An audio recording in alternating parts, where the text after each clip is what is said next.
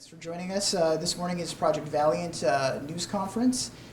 We will have the Detective Inspector John Fentanyl joining us, who will tell us a little bit about the project, and then we will have Detective Sergeant of the Intelligence Unit, Detective Sergeant Dan Irwin, who will talk a little bit more about the project itself. After opening statements of the Detective Sergeant Dan Irwin, we will open up to media, who is on our conference line, and we will have a virtual scrum.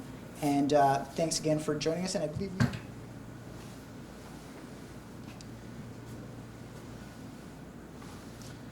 Good morning, and thank you everyone for coming here today. In July of 2020, the Intelligence Unit of the Thunder Bay Police Service initiated Project Valiant. This particular project, similar to projects in the past, was created to address the high volume of illicit drugs coming into the community from Southern Ontario. Project Valiant quickly became a joint forces project involving the Ontario Provincial Police, Organized Crime Enforcement Bureau, the York Regional Police Service, the Canada Border Services Agency, and I also need to acknowledge the Criminal Intelligence Service of Ontario, also known as CISO, for their ongoing support and financial assistance. It is with these partnerships that make these investigations successful. As seen in numerous releases in the past from the Thunder Bay Police Service, we have continued a strong enforcement through intelligent-led policing, resulting with the execution of numerous warrants on identified drug houses with very little disruption to our community. It has been made very clear from our investigations and the people being charged that much of this illicit drug trade is coming from Southern Ontario. Any given day, our highways have couriers bringing more drugs to our communities. Our city is fully aware of the social economic impact this has on our city resources and mental health as a whole. As much effort as we put into these initiatives, we continue to be plagued with a steady stream of new persons taking over for those that we've been able to charge.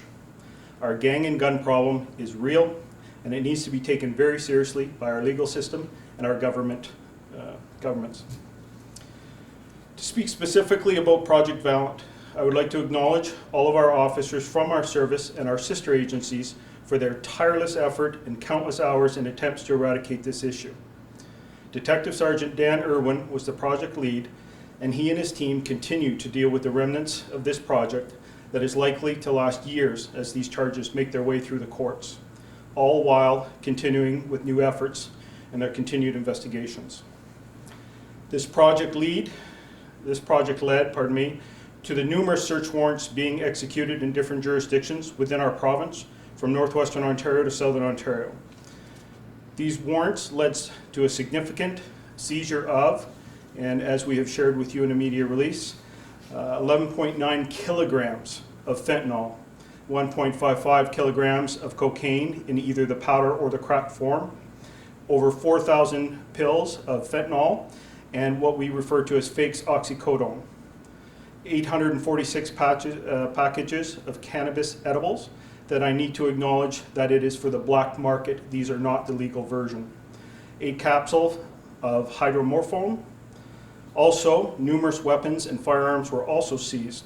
1 handgun, 10 rifles, 4 shotguns, a crossbow, 2 high-capacity magazines, 2 tasers, and thousands of rounds of ammunition. Our team was able to also seize 4 cars, 1 motorcycle, just over $120,000 of currency, fake government identification, as well as various forms of paraphernalia consistent with drug trafficking. The Thunder Bay Police will continue to work with our sister agencies in a joint forces effort to combat the illicit drug trade, not only for our community, but all communities affected. Internally, we will continue our joint effort for our community and public safety through social and economic interventions, community input, continued organizational change, and enforcement. Also, locally, we continue to work with our social agencies that are also attempting to deal with the impact of illicit drug use within our city. The impact of illicit drugs in our community endangers life and mental health while draining resources such as emergency services, emergency beds at hospitals, all while causing further criminal activity to increase. This has a heavy financial burden on our city, our social services, and our police resources. Our police service cannot combat this alone, and we will only succeed if we work as a whole community. Good morning, everybody. Virtual viewers, thanks for opening up your screens and watching this very important news release regarding Project Valiant that the officers of Thunder Bay Police, Ontario Provincial Police, York Regional Police, Canada Border Services, and numerous other partnering agencies assisted with and helped us throughout the last several months and will continue to help us throughout the years to come combat illicit drugs, especially fentanyl, coming into our communities in the north. At this time, I would take any questions that any of the media had regarding the drugs or any of the parts of the investigation that have been laid out in front of you regarding the pictures and the items seized, including the hides that were made in these vehicles for you to take a look at. Good morning. This is Karen. I will be speaking at Watch. How will the results of this project or drug seizure impact the drug trade here in Thunder Bay?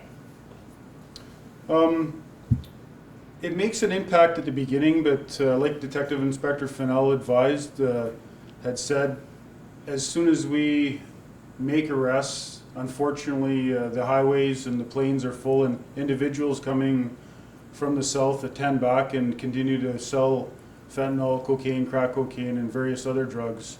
So I think in the short term it makes a slight impact. However, long term, the amount of drugs coming into not just Thunder Bay but Canada in general is something that all police forces are struggling with.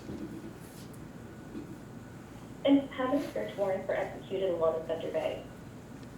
Approximately, I want to say approximately 6 search warrants. Again, I have to refer and check exactly, and one in Markham.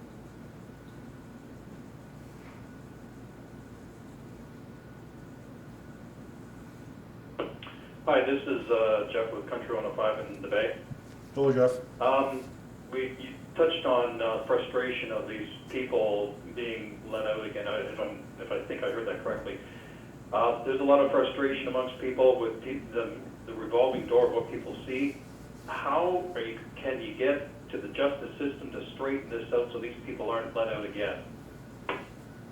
Again, that's an issue at a different level than mine. Here's Staff Sergeant of the drug unit. That's your government bodies, your mayors, I would suggest. People, the general public, I think, as a whole, everybody needs to speak up. And if you have concerns, go through the proper channels of your government and voice those concerns. As far as us, my job is to focus on these investigations and continuing doing what we do to try to combat it. And the support services that we get from anybody, obviously we're open to any suggestions to make things better for the community and us. Okay, thank you for that answer. I figured that was going to be the answer along those lines, but I appreciate hearing that particular answer that way. Thank you very much for that. Hi, this is Jody from Chronicle Journal. I'm just wondering, 11.9 kilograms of fentanyl, do you know approximately how much that's worth? In Southern Ontario, the approximate value would be just over $2 million. Again, it's different in the north. In the north, in this area, I would say probably past Sault Ste. Marie, the value of drugs, fentanyl, cocaine goes up substantially. In Thunder Bay, the drug experts here at the Thunder Bay Police Station value that fentanyl to be over $4 million, so almost double. It would be double the price up here. Hi, this is Keeking News Watch again. Would this be, I guess, one of the largest drug seizures that the Thunder Bay Police Service has been a part of? Fentanyl-wise, I would say yes. As far as cocaine, I'd have to go research all that, and it would be up there for sure among them. Fentanyl, 100%, it's the largest seizure we've ever had. Thank you. This is Jeff here again. I see this is from places in Thunder Bay and Toronto. Also, to what extent and you've also got the Canada Border Services Agency involved as well. To what extent is it beyond Ontario, perhaps throughout Canada and maybe even internationally too? Did it reach that far? This investigation itself, I would say, does go countrywide. However, our aspect would be here in Thunder Bay and in the GTA area. We focused on that. Again, like a lot of these investigations, they can grow tentacles, and if you keep looking, things will just keep on growing. It'll probably lead us right back to the source if we had the resources, time, and money to say, yes, that fentanyl came from China, because that's usually where most of it comes from.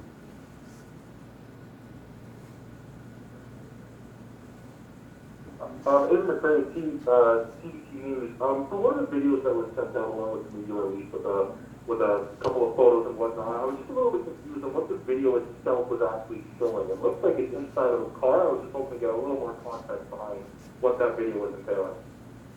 Yeah, so two of the vehicles that we seized as offense-related property had very sophisticated hides in the vehicles, or traps we would call them. The hides are hydraulic and work on electric hydraulics.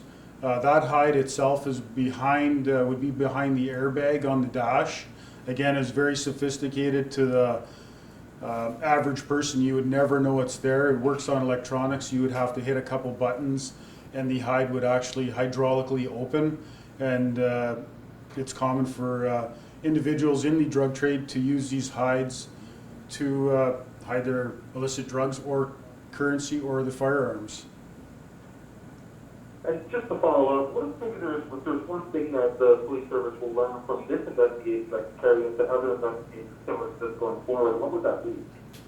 I think for us is just the great working relationships we have with our law enforcement partners. That is probably the biggest I would say change in the last several years is we communicate with our southern partners and everybody in law enforcement, as well as other agencies that can assist us in these investigations. And the better that gets, the better these investigations get. So that's one of the things.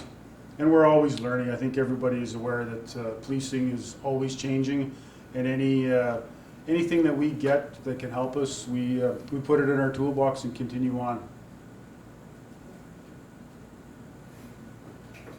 This is TV News Watch again. Can we expect any more arrests?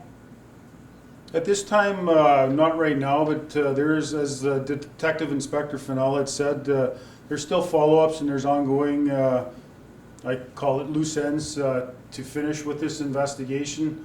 But at this time, no. Podium here, just going back to the officers themselves and everybody involved, and I'll kind of say a little blurb here. Members of the drug unit work long and dangerous hours to require the results of these type investigations. And I think the majority of it goes unreported, and the public does not see these officers. And again, I think as a police service, we just want to make sure that they are recognized for their hard work. Countless hours go into these investigations, and I can't emphasize enough the danger, the time away from families, and the hard work that they do. So just again, hats off to all the officers involved for the continued work. And just so the public is aware, we will continue to work on these type of investigations and continue to push forward and do our best job to take these individuals off the street. And thanks for everybody that helped out during the project.